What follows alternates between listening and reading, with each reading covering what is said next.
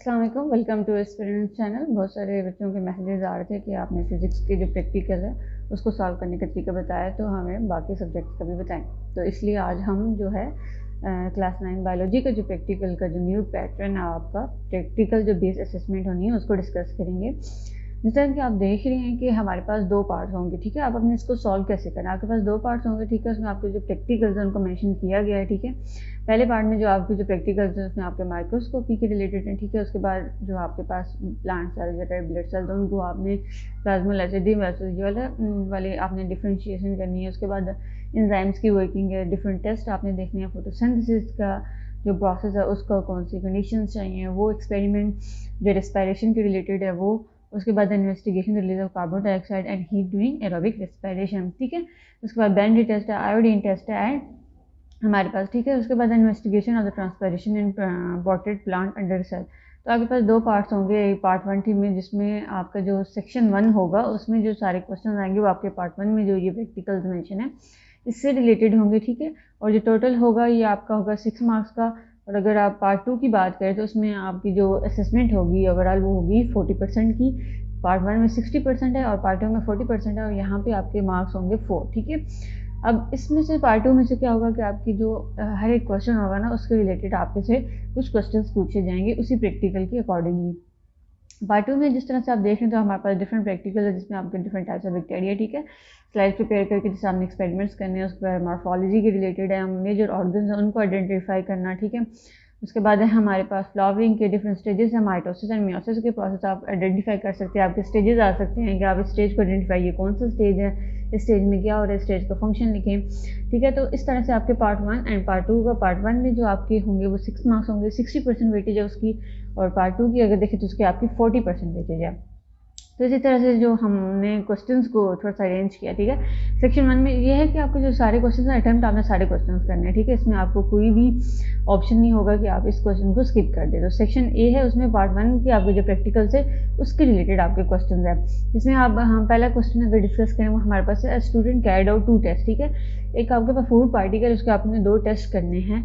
एक हमारे पास आयोडीन है, दूसरा हमारे पास ब्लेंडिंग टेस्ट है, ठीक है। अब इन 2 टेस्ट में से आपने बताना है कि कौन से टेस्ट में आप हीट यूज़ करते हैं, ठीक है। जिस तरह से जो अभी नीचे है हम बताएंगे कि हम प्रोसेस कैसे करते हैं, लेकिन जिस तरह से आपको पता है कि बेरेंडी टेस्ट और ब्यूरी टेस्ट और दूसरा क्या हमारे पास क्या है यहाँ पे आयोडीन टेस्ट। इन टेस्ट में से अगर देखा जाए तो हम जब देखते हैं तो हमारे पास जो हमारे पास बेरेंडी टेस्ट है, ठीक है, वो क्या करता है, यहाँ पे हीट यूज़ करता है, इसमें हीट यूज़ की जाती है। उसके बाद हमारे पास complete the following table with appropriate reason use to and for the observation and conclusion where necessary.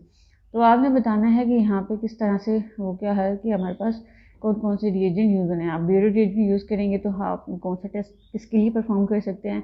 बेरेंडी solution use करेंगे तो उसमें आपने बता दिया कि ग्लूकोज के लिए यूज़ किया जाता है, ठीक है। लेकिन इसकी आपने ऑब्जर्वेशन कंक्लूजन लिखनी है। उसके बाद हमने रिएजेंट बता दिया उसने स्टार्च, तो कौन सा इसमें टेस्ट यूज़ होगा, कौन सा रिएजेंट यूज़ होगा और उसकी ऑब्जर्वेशन एंड कंक्लूजन। इस टेबल को अगर हम फिल करें तो हमारे पास पहला आ जाता है ब्यूरेट रिएजेंट, ठीक है। ब्यूरेट रिएजेंट की जब बात करें तो ये जो टेस्ट है ना ज़्यादातर हमने जो यूज़ किया जाता है जिसकी प्रोटीन या जो पेप्टाइड्स होते हैं उनकी प्रेजेंस के लिए। इस ब्यूरेट टेस्ट में हम क्या करते हैं कि हम सोल्यूशन यूज़ करते हैं कॉपर सल्फेट का और सोडियम हाइड्रोक्साइड का, ठीक है। सैंपल के अंदर डालते हैं, तो सैंपल के डाल देते हैं तो अगर उसके अंदर सैंपल के अंदर प्रोटीन प्रेजेंट है तो हमारे पास एक पर्पल कलर डेवलप हो जाता है, ठीक है।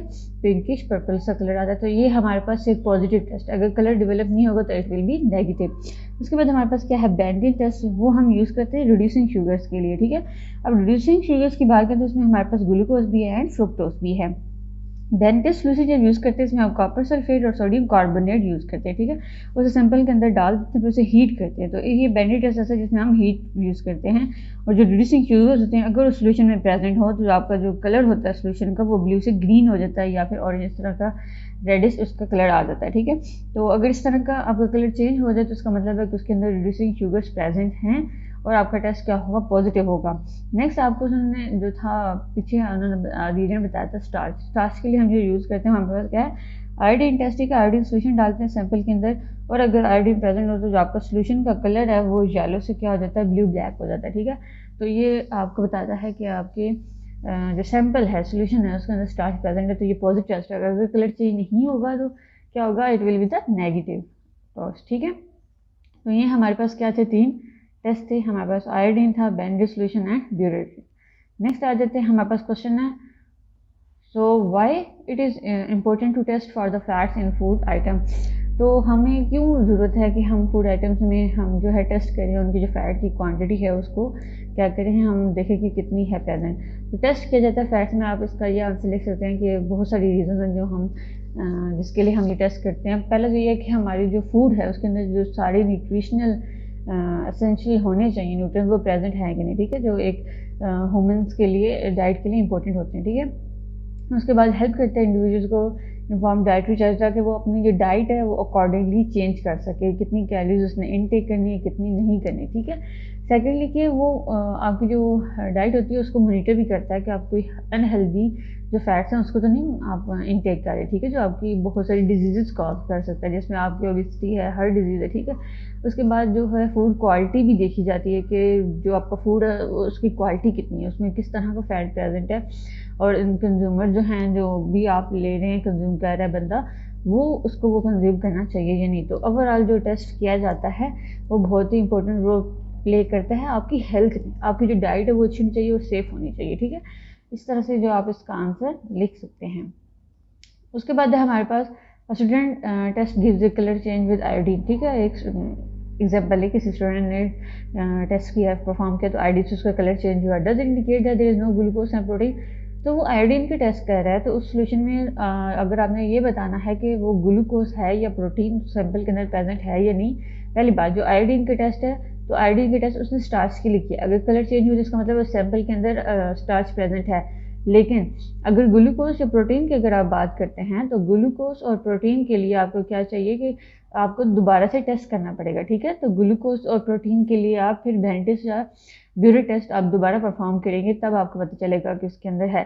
तो अगर कलर चेंज हुआ आयोडीन के साथ, तो ये सिर्फ प्रेजेंस बता रहा होता है किसकी, स्टार्च की, ठीक है। तो आपको ग्लूकोज और प्रोटीन की अगर प्रेजेंस चेक करनी तो आपको दोबारा से टेस्ट परफॉर्म करना पड़ेगा। नेक्स्ट आपके पास है एक क्वेश्चन, क्या जिस तरह से हमने स्टेजेस बताया था कि आपका एक एक्सपेरिमेंट है माइटोसिस एंड मियोसिस, तो डिफरेंट स्टेजेस आ सकते हैं। जैसे यहाँ पे एक डायग्राम है, यहाँ पे आपको कहा गया कि जो लेबल करें एक्स एंड वाई पार्ट्स, ठीक है।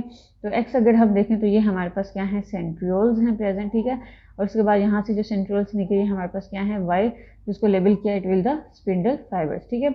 उसके बाद कोई एक डिफरेंस लिखना है आपने ए एंड सी में, जिस तरह से आप देख रहे हैं डायग्राम के अंदर कि जो ए वाला है उसमें क्या है कि जो क्रोमोसोम्स है वो स्पिंडल फाइबर्स में एक दरमियान में सेंटर ऑफ द सेल में अरेंज हुआ है, तो ये हमारे पास है मेटाफेज।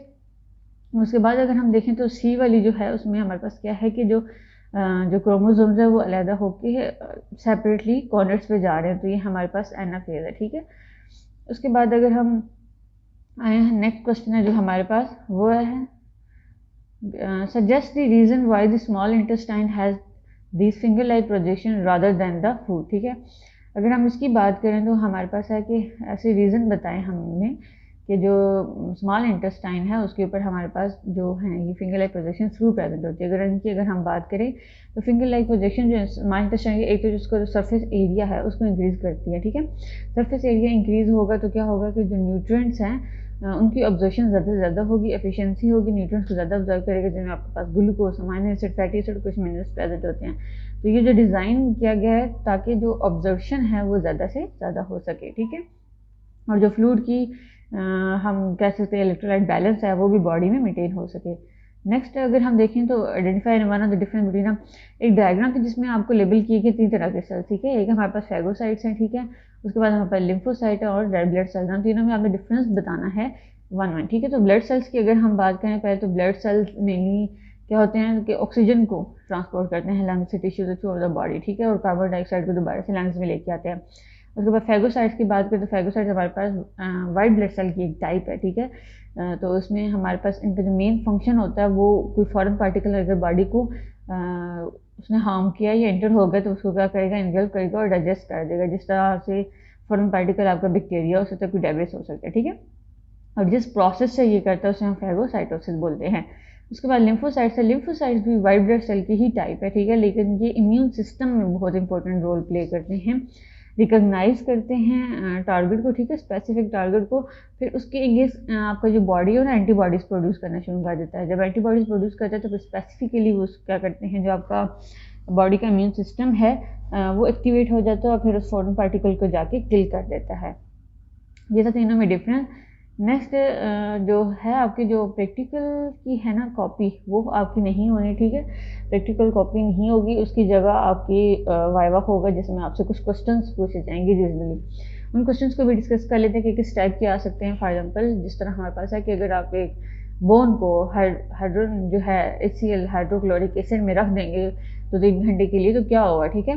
तो अगर आप रख देंगे तो क्या हो जाएगा कि उसकी डीमिनरलाइजेशन स्टार्ट हो जाएगी, क्योंकि जो हाइड्रोक्लोरिक एसिड है वो एक स्ट्रॉन्ग एसिड है जो मिनरल जो होता है ना उसकी डिकम्पोजिशन कर देता है। तो यहाँ पे क्या हो जाएगा, बोन की डीमिनरलाइजेशन हो जाएगी, क्योंकि हमारे जो बोन्स हैं उसमें मेनली प्रेजेंट होता है हमारे पास कैल्शियम फॉस्फेट, ठीक है। तो जब भी हमारे पास इस मिनरल का हाइड्रोजन जो क्लोराइड हमारे पास हाइड्रोक्लोरिक एसिड HCl उसके साथ जब भी उसकी हो जाएगा रिएक्शन होगा तो हमारे पास क्या बनेगा, calcium chloride and phosphoric acid. इसकी वजह से जो बोन है वो आपकी सॉफ्टर हो जाएगी और मोर फ्लेक्सिबल हो जाएगी, क्योंकि उसमें से जो मिनरल्स है ना उनको लॉस हो जाएगा। इस वजह से जो ऑर्गेनिक कंपोनेंट है बोन का कोलेजन, लेकिन वो वहाँ क्या रहेगा, इंटैक्ट रहेगा, ठीक है। क्योंकि डीमिनरलाइजेशन आपको जो कैल्शियम फॉस्फेट है उसने से रिएक्शन की, लेकिन आपको जो कोलेजन है वो इंटैक्ट रहेगा। तो ये जो ओवरऑल हमारे पास प्रोसेस है डीमिनरलाइजेशन का, ये लेबोरेटरी में यूज़ किया जाता है ताकि आप जो बोन है उसका स्ट्रक्चर स्टडी कर सकें एंड कंपोजिशन, ठीक है।